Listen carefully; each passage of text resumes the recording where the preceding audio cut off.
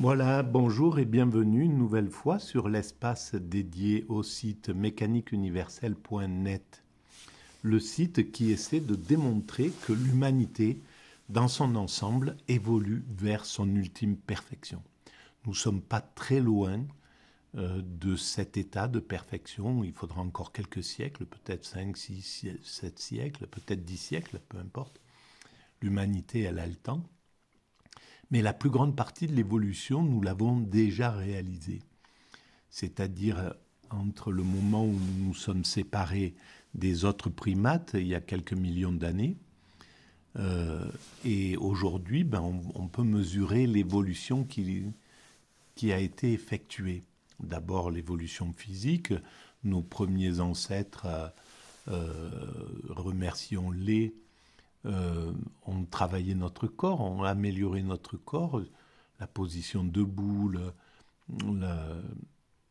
le développement de la capacité crânienne, le pouce préhensile, la dextérité, etc. Tout un tas de choses qui ont été, la perte de la pilosité, qui ont été réalisées par nos grands-parents. Et puis plus tard, nos ancêtres se sont multipliés, se sont répandus sur la planète, sont allés s'adapter à tous les environnements. Et c'est quelque chose de très important parce que nous comprenons, grâce à eux, tous ces environnements et puis l'évolution. Nous avons compris l'évolution avec les Inuits qui sont allés s'acclimater au pôle Nord, les Bédouins qui ont découvert et puis compris toute la subtilité du désert, du Rub al-Khali, des déserts que nous connaissons, etc. Voilà. Donc, on peut remercier l'évolution de notre humanité. Et puis, à un certain moment, l'humanité s'est distinguée en communauté. Alors, d'abord, l'évolution, c'est un petit peu fait comme ça. D'abord, c'est une troupe de primates qui après s'est installé, est devenu un clan humain. Plusieurs clans se sont réunis, ont fait des tribus, ont fait un système de tribus, chacun a mené ses compétences. Puis plusieurs tribus se sont réunies en cités, chacune a mené leur dieu, c'est ce qui a peut-être donné le polythéisme, c'est comme ça que je l'explique en tout cas. Et puis plusieurs cités se sont réunies au sein des pays, devenant des empires, des pays, les Grecs, les Égyptiens, les Perses, les Chinois, les Africains, etc., etc. Et donc, et puis maintenant, dans le même temps, des grandes religions ont émergé à partir de deux religions mères, on pourrait dire, l'hindouisme et le judaïsme, qui ont donné des filles, une fille aînée, le bouddhisme, une fille aînée de l'autre côté, le christianisme, et puis une fille cadette, le zen, etc., et une fille cadette qui serait l'islam de l'autre côté, et puis des petites filles, mais enfin c'est toujours des dérivations à partir d'une mère. Et c'est ce que je pense que la violence qui est en train de se produire sur cette planète est en train de mettre en place justement le raccordement de ces mères et filles qui se sont fâchées, qui se sont maltraitées, etc., etc. Et donc il y a quelque chose qui est en train, le chaos qu'on ressent est là pour aider à fusionner le dernier le dernier palier à franchir pour arriver à l'unité, à l'universalité, dont nous avons déjà construit toutes les structures. La plupart des structures, bien sûr, il faut qu'elles soient améliorées, mais on a construit l'ONU, l'Organisation des Nations Unies, l'UNESCO, l'OMS, l'Organisation mondiale de la santé, l'Organisation mondiale du commerce, du travail, du tourisme, etc. Tout a été déjà fait au niveau de l'universalité. Simplement, ça en est à ses balbutiements. Il faudra quelques siècles pour que ça fonctionne correctement. Voilà. En tout cas, on se rend compte que on est au bord de cette... on est, disons, à l'orée de cette prise de conscience que nous sommes une identité, que nous sommes ce village planétaire dont nous avons pris conscience.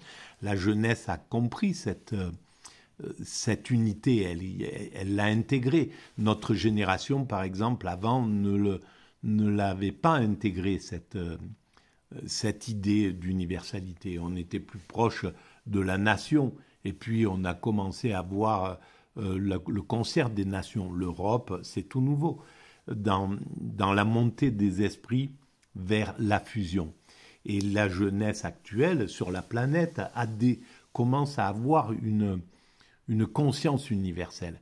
Et cette conscience universelle ne va pas cesser de se développer, même si à un certain moment, peut-être il y aura un retour chacun de son côté, un renfermement, mais il ne durera pas. C'est des réactions par rapport à l'évolution. C'est la peur de l'évolution qui fait que les êtres humains vont chercher quelque chose de traditionnel, de se protéger au sein de communautés réduites. Mais en tout cas, les religions tribales, les religions premières, on pourrait dire, ont donné naissance à ces grandes religions que sont le judaïsme, l'hindouisme, le christianisme, le bouddhisme, l'islam, le zen, le taoïsme, etc. Toutes ces grandes religions, il y a des religions, la foi Baya, etc., qui ont des millions d'adeptes et des milliards pour certaines, comme l'islam, le christianisme, l'hindouisme, etc., le bouddhisme. Donc ils ont fusionné l'humanité à des niveaux un peu plus hauts. Mais là, on voit que c'est un peu bloqué. Il va falloir passer sur autre chose pour pouvoir fusionner au niveau universel. Les religions ne pouvaient pas le faire parce qu'il fallait qu'elles adoptent une seule religion ou qu'elles arrivent à faire quelque chose d'œcuménique qui englobe l'ensemble des religions. Mais il y avait trop de tensions, les cerveaux étaient trop étriqués pour pouvoir passer sur quelque chose d'universel. C'était pas possible.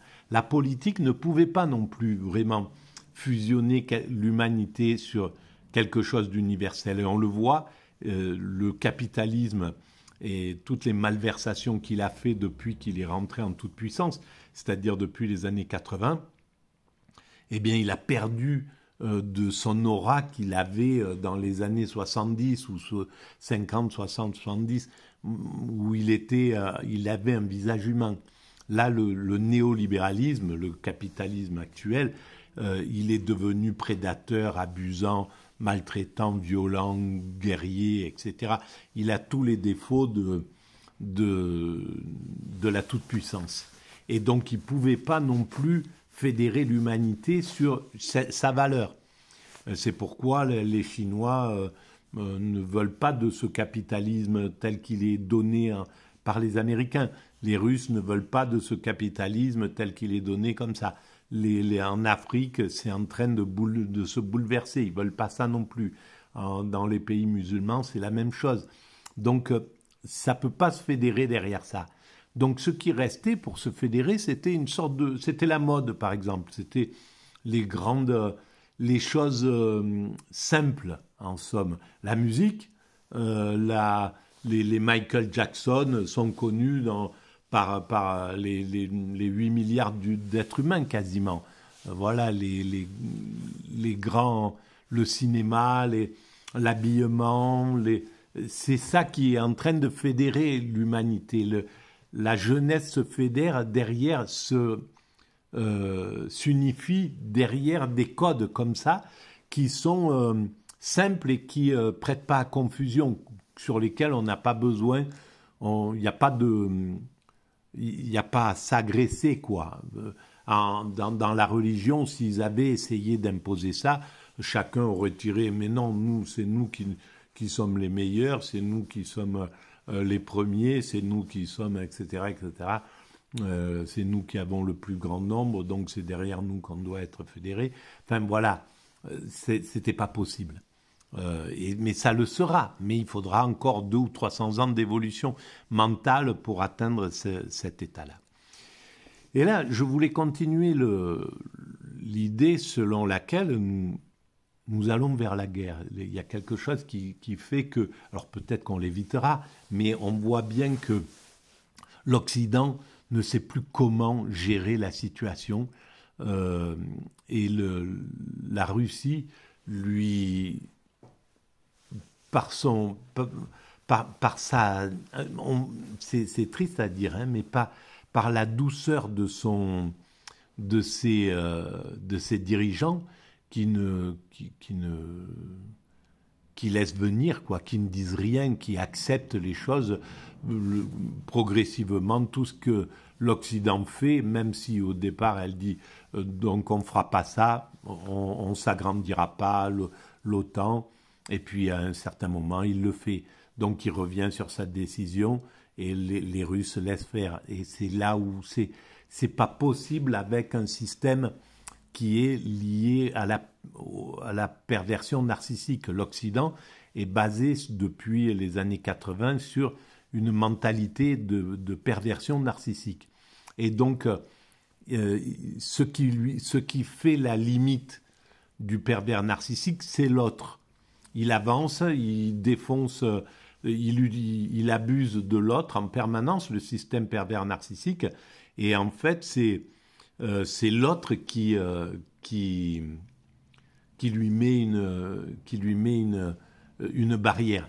Et s'il lui met pas une barrière, ben c'est un peu comme un enfant capricieux. Si on le laisse faire, ben il est perdu. Il sait plus comment faire et il va aller dans la surenchère. Donc c'est ce qu'il a fait. Il a dit je m'étendrai pas, mais il s'est étendu. On l'a laissé faire. Il est allé jusqu'au bord de l'Ukraine. Puis il a pris l'Ukraine. Il s'est débrouillé d'aller là-dedans. Il voulait aller neutraliser les Russes derrière leur précaré. Et jusqu'au moment où les Russes ont dit c'est plus possible, on arrête. Maintenant, voilà, si vous retirez pas de l'Ukraine, on fera la guerre. Et ils ont fait la guerre. On en est là avec cette chose-là. Et quand la guerre s'est déclarée, l'Occident a dit on n'aidera que théoriquement, mais on fournira pas d'armes. Et puis donc les Russes ont laissé faire comme ça. Puis après, ils ont commencé à dire on enverra tel type d'arbre, mais pas plus. Et ça n'a pas cessé à chaque fois de monter dans la surenchère, simplement parce qu'en face, les Russes laissent faire. C'est cette douceur dont je parle. Ils ont accepté, en somme, ils savent pas comment gérer cette situation. Et comme un père qui ne saurait pas gérer un enfant capricieux, ben il lui laisse faire les choses jusqu'au moment, et ça le met en dépression en réalité. Et donc l'Occident ne sait plus quoi faire vis-à-vis de ça. Et donc là, la dernière étape, c'est la guerre en réalité. Et c'est pour ça qu'ils se préparent à cette chose-là. Ils ont, devant ce laxisme-là, et en fait, c'est ce dont ils accusent les Russes. Ils disent si on les laisse faire, les Russes feraient ça. Et en fait, ils accusent, c'est typique de la psychologie humaine, d'accuser l'autre. Et dans la perversion narcissique, c'est très souvent ça. On accuse l'autre de ses propres tares, en réalité. Et il y a une autre chose que je voulais dire qui me paraît très important et que j'ai vu dès le début du conflit avec les Russes. C'est avec Vladimir Poutine en réalité. C'est que Vladimir Poutine, par rapport à sa psychologie, à sa personnalité, a recueilli sur l'ensemble de la planète une sorte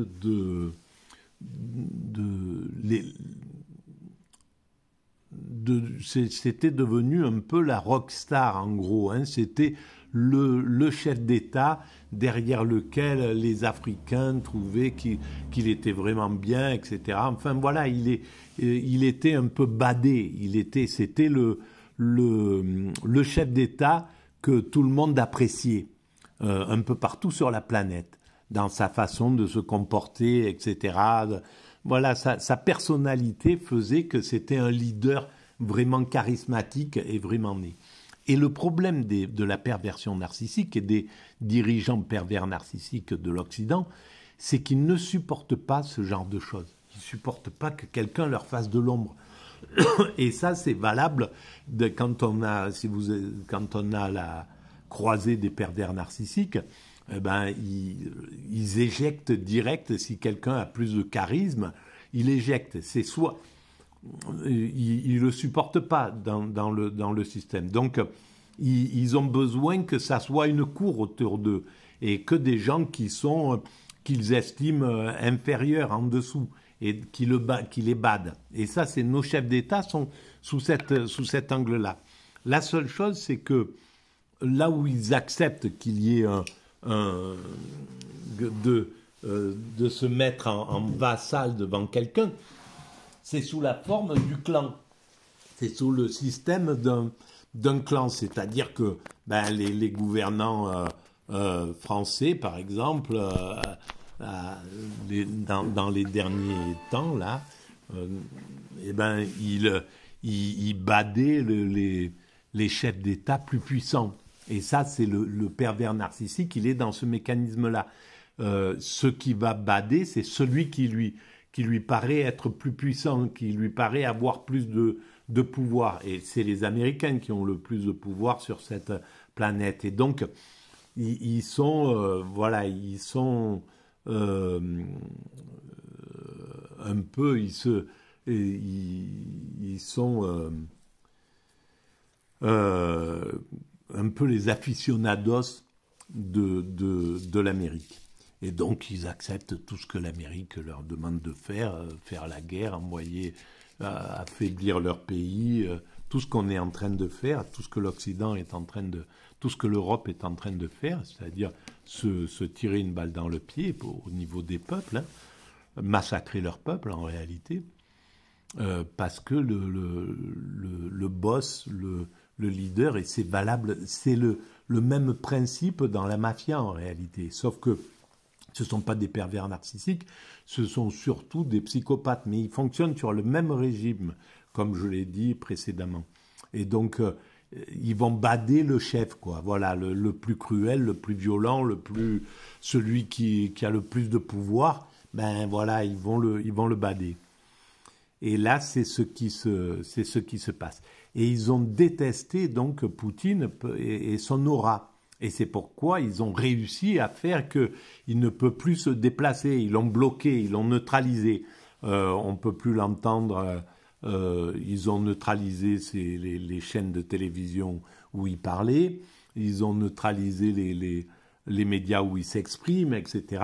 Et donc, ils l'ont bloqué au niveau où il ne peut plus bouger à cause des sanctions qu'il a eues. Voilà, et c'est une manière, en fait, parce qu'ils redoutaient son aura en réalité. Et c'est caractéristique de la perversion narcissique. Voilà. Voilà ce que je voulais dire pour le nouveau chapitre et je pense que ça sera le dernier, sur la guerre, ou peut-être on verra si ça évolue. En tout cas, je vous remercie de votre écoute. Je vous propose de laisser des commentaires si vous pensez, même des critiques, hein, j'y réponds systématiquement. Si vous voulez que cette vision un peu atypique, neuroatypique, et une visibilité un peu plus grande, vous pouvez mettre des pouces, ça fait avancer la visibilité. Vous pouvez vous abonner, c'est gratuit et ça fait avancer la visibilité. Et vous pouvez envoyer le lien à vos amis, le lien de l'espace sur lequel il y a ces vidéos. Puis vous pouvez aller visiter le site mécaniqueuniverselle.net. Il y a toujours un lien en dessous dans la description de la vidéo qui renvoie vers ce site. Voilà. Je vous remercie. Et si vous voulez participer, aider d'une manière ou d'une autre, comme vous le sentez, ce travail bénévole, eh bien vous pouvez faire des suggestions ou des propositions. Voilà. Merci, à très bientôt.